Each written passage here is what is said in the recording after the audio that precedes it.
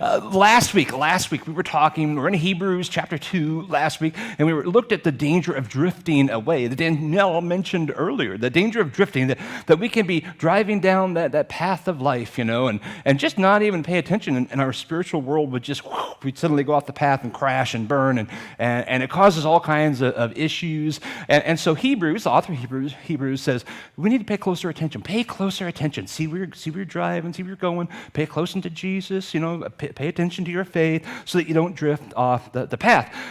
And the closer attention that we're supposed to pay to is, I just totally messed that sentence up. We're supposed to pay closer attention to Jesus, right? This next slide is all the different things of Jesus. Chapter 1 talks about several things, and this is just something off the internet, there's so much about Jesus to pay attention to. He's the Son of God. He's forgiven our sins. He's the Lord of Lords, the King of Kings. He created this massive, wonderful kingdom of God that we're a part of. So much of Jesus to pay closer attention to so that we don't drift away. Well, the author goes on a little further, a step further in chapter 3, in verse 1, when he says, therefore, holy brothers who share in the heavenly calling. That's cool right there, right? You're all going to heaven, right? Oh, yeah, heaven. Okay, I'm excited about it personally, right? Therefore, holy brothers who share in the heavenly calling, fix your thoughts on Jesus, the apostle and high priest whom we confess. So he's moved now from pay closer attention to much more specific, fix your thoughts. Keep your thoughts on him, which makes a lot of sense if you think about it, really, because if you fix your thoughts on anybody, right, that there's a good chance that you won't drift away from them. If I think about Cheryl all the time, we're just gonna be in a wonderful relationship, right? Marital affairs rarely happen because of physical attraction. That might be a piece of it, but that comes later, actually. It begins up here. You have, with any marriage, oftentimes it does. It starts when someone begins to think about another person more than they do their spouse. And it might start really slow, but it can gradually increase to the point they think about that person more than they do their actual spouse. Maybe their spouse has a generally negative attitude. Things are going poorly in whatever work, whatever. It doesn't matter, things in their life. But a neighbor or a colleague is much more positive. And so they come in and brighten your day. They're like a breath of fresh air. And after a while, if you start thinking more about that person, it starts replacing the person that you're married to. A spouse may be unengaged in your relationship, but a coworker strikes up conversations throughout the day. Hey, how you doing? How are the kids doing?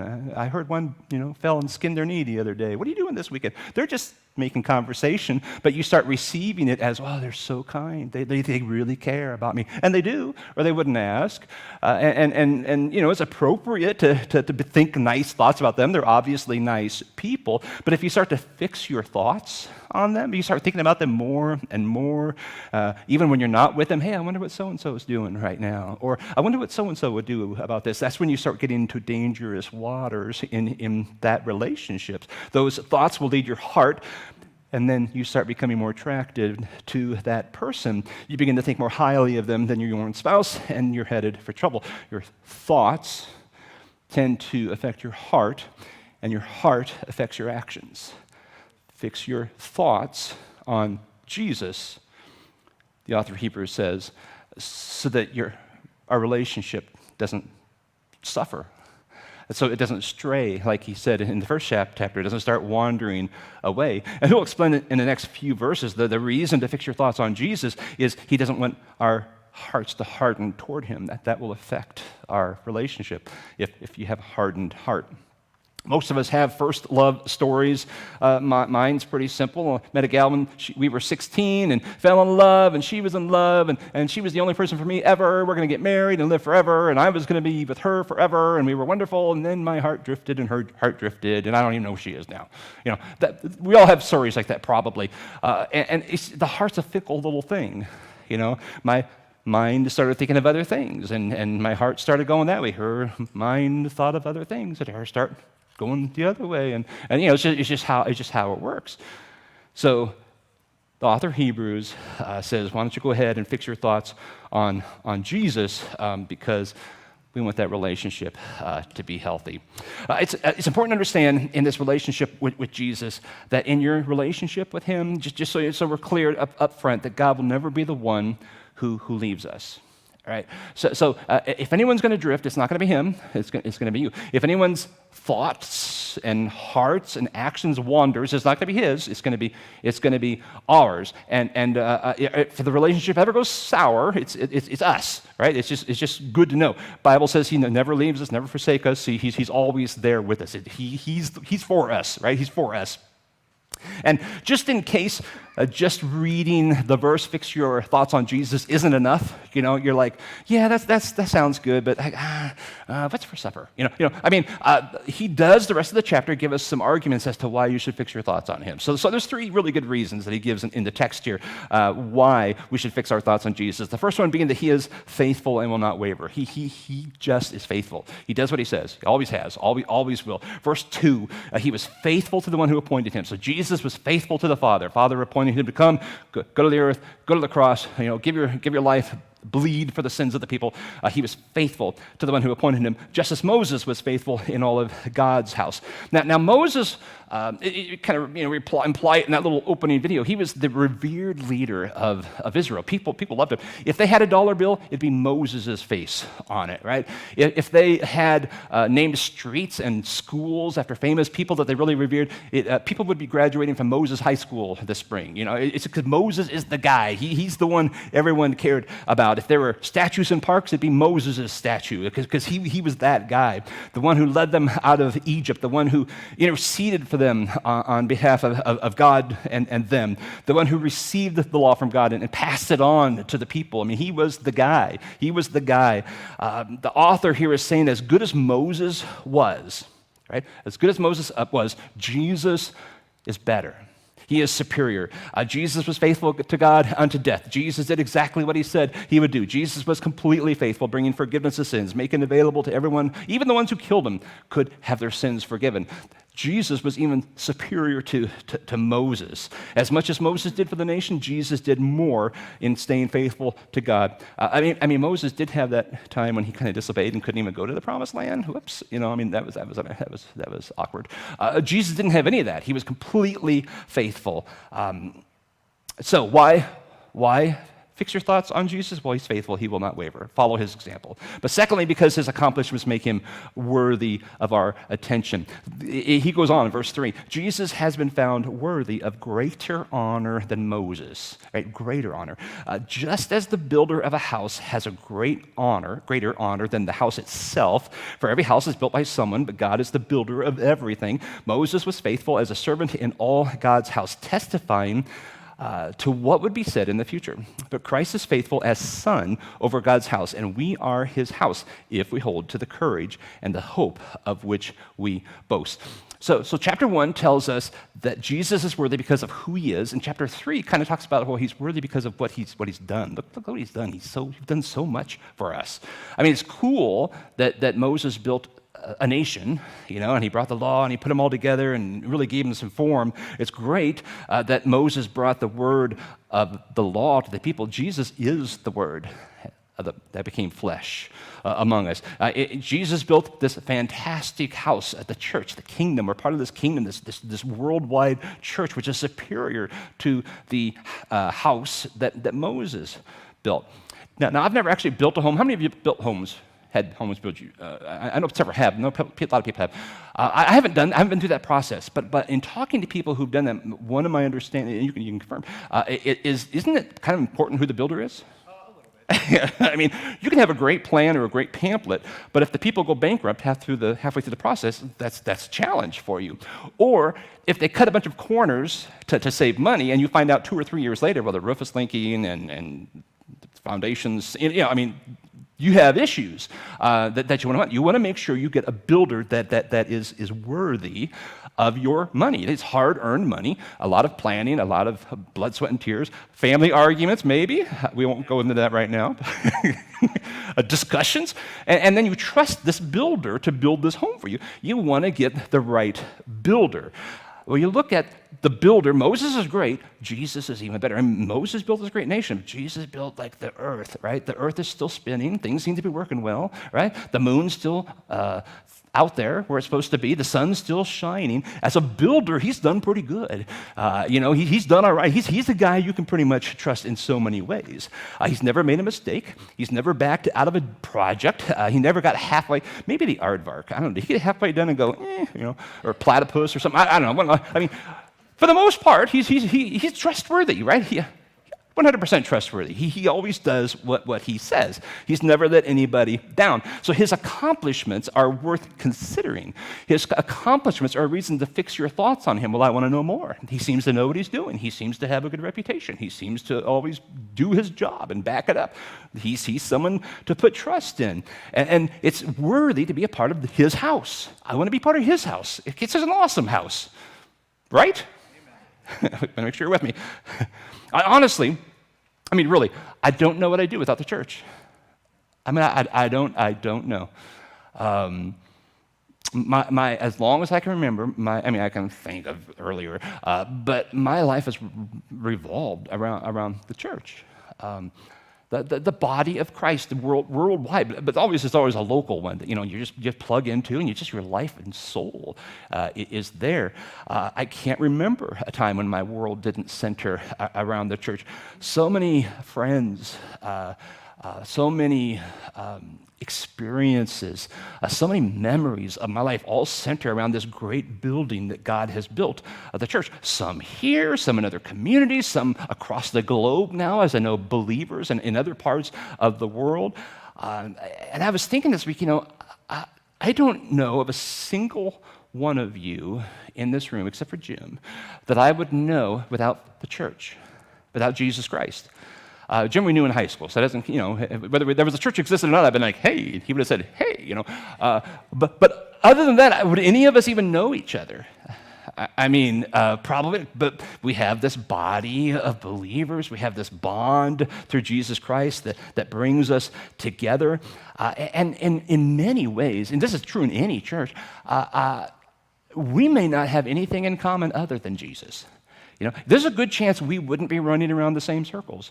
I know very little about the stuff you do, Ken. I admire the beautiful work you do, and if I tried to do it, I'd be the guy cutting corners, and the things would be falling over. And I'm not a master builder. I'm not. I know nothing about biology. You fake it. You fake it well. Whatever it is. We have different hobbies. We have different interests. I've heard some of you are Iowa State fans. Why would I spend any time with you? Some of you drink Pepsi. Now, I realize if you saw the video, I had a Pepsi shirt on, but that's because we were on a mission trip where a hurricane had hit, and they went to a Pepsi place, and we had to have a memory. So I compromised about a Pepsi shirt. Some of you even listen to country music. Is that true? All right. We don't have anything in common. I don't even like you, except for Jesus. That's okay. You don't like me either. I don't even know what I would do. Honestly, who knows what world I would have went into if there wasn't the church. But point being, look at that crazy what brings us together. It's so cool. Jesus has built this amazing house. We share this unity and this brotherhood because of the blood of Christ and because we're brothers and sisters. It's just what it is. Let's keep your thoughts on Jesus so that you don't fall away. You may not be the best friends with everybody, but you are less a person without these people in your life. You just are. We need each other. We need each other. So why should I fix my thoughts on Jesus? Well, because he's faithful. He will not waver. Because his accomplishments make him worthy of our attention. And the third one is because anyone can grow cold. You can. I can. You have. I have. We talked about that last week. Hebrews 3, verse 7 goes into his kind of the purpose of keeping your eyes fixed on Jesus. He really kind of brings it home here. He says, therefore, as the Holy Spirit says, today, if you hear his voice, do not harden your hearts as in the rebellion on the day of testing in the wilderness, where your fathers put me to the test and saw my works for 40 years. Talking about Israel wandering before going into the promised land. Therefore, I was provoked with that generation and said, they always go astray in their heart. They've not known my way. I hope that's not what he says about us. Have you ever read that and thought, oh, I hope that's not me? They always go astray in their heart. They've not known my ways. As I swore in my wrath, they shall not enter my rest. So the people that God here in Hebrews is calling the rebellion were the people who had literally just recently witnessed these incredible miracles of plagues against Egypt. They were all raised in slavery, and Moses comes in and says, hey, let my people go. And Pharaoh's like, why? Free labor, are you serious? Okay, well, let's have my God duke out your gods and see how this goes. And all these plagues are an assault against every one of the gods of Egypt. And one by one, God, Yahweh, wins every single time. Bam, bam, bam. And these people witnessed it. They saw it firsthand. They saw it happen.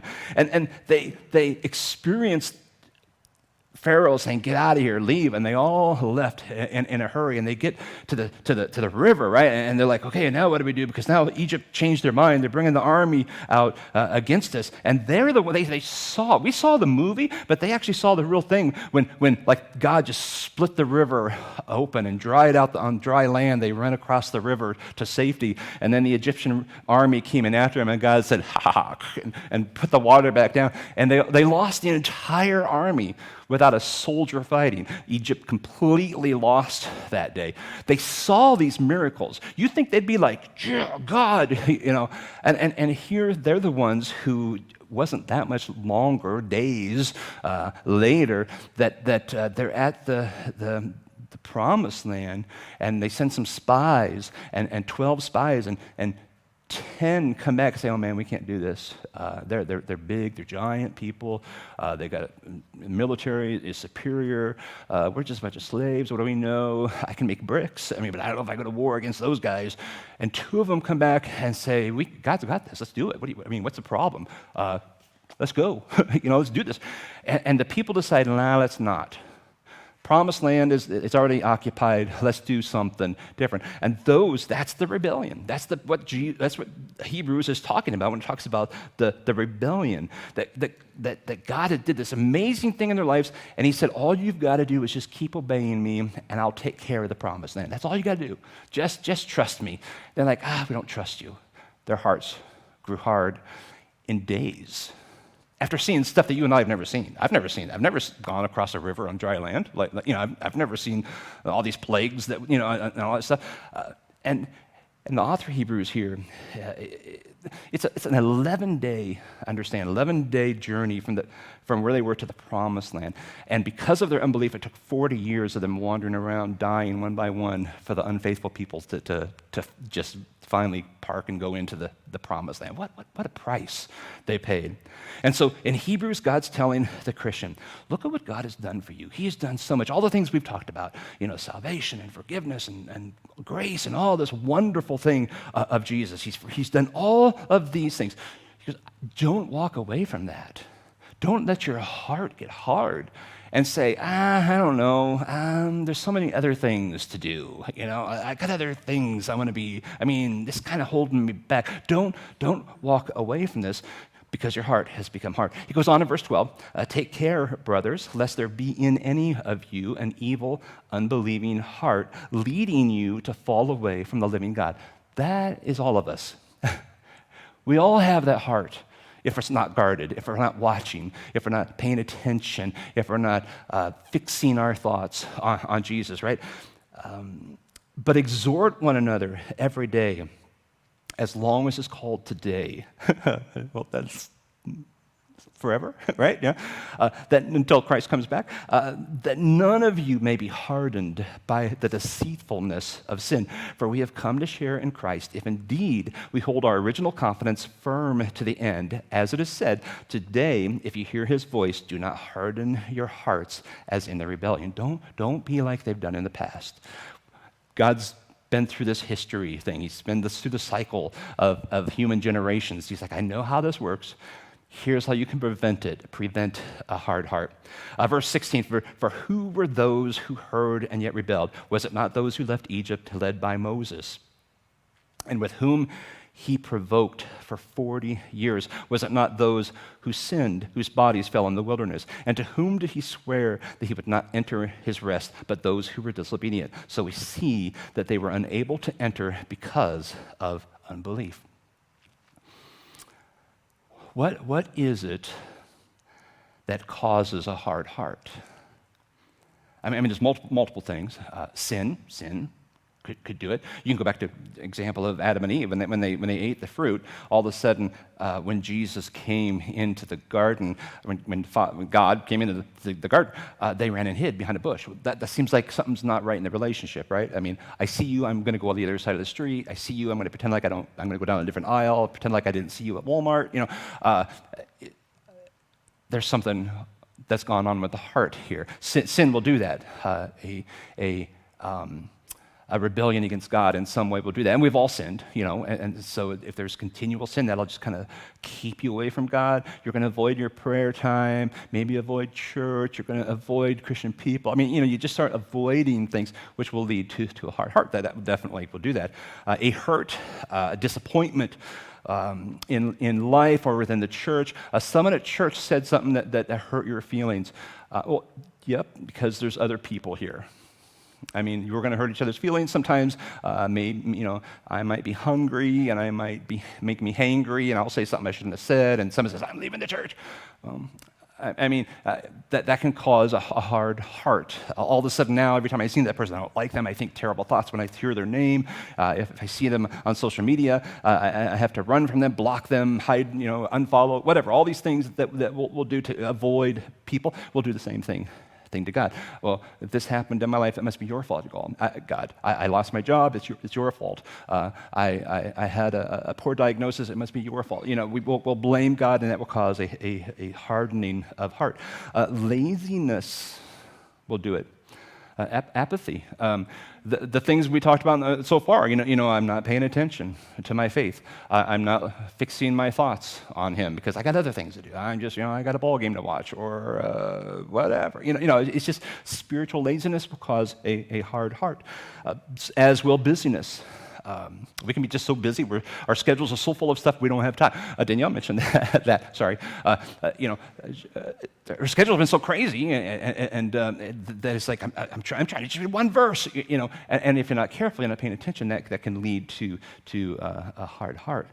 And the thing about a hard heart is sometimes whatever it is that causes it, we don't even know our heart has hardened until it's too late.